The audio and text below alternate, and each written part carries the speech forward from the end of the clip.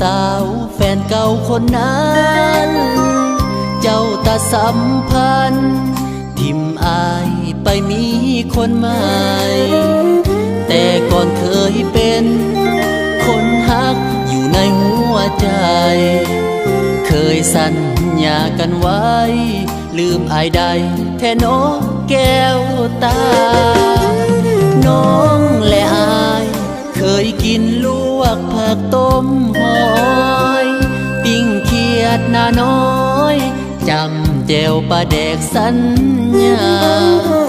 อยู่เที่ยงหน้าน้อยสองเฮาค่อยๆสบตาน้องบอกอักอายเท่าฟ้าแต่มือนี่นาไปแล้วบ่คืนถ้วยปลาแดกกลายเป็นอดีตแต่อายยังคิดอดีตนั้นยังบ่ลืมถ้าหากมือใดเขาเฮ็ดให้น้ำตาซึมสาวเจ้าอย่าลืมว่าอายคนนี้ยังคอยลืมอายแล้วบ่ผู้สาวคนที่เคยหักบ่ต้องคิดหนัก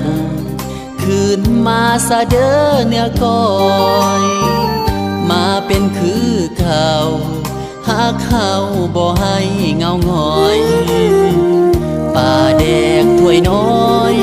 ยังคอยน้องมาจำกิน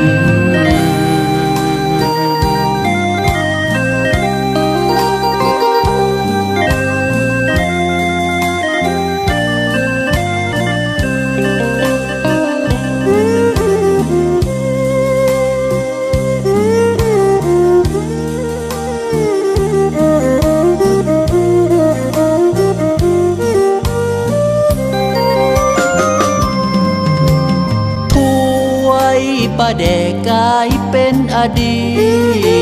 ตแต่อายยังคิดอดีตนั้นยังบ่ลืมถ้าหากมือใดเขาเฮ็ดให้น้ำตา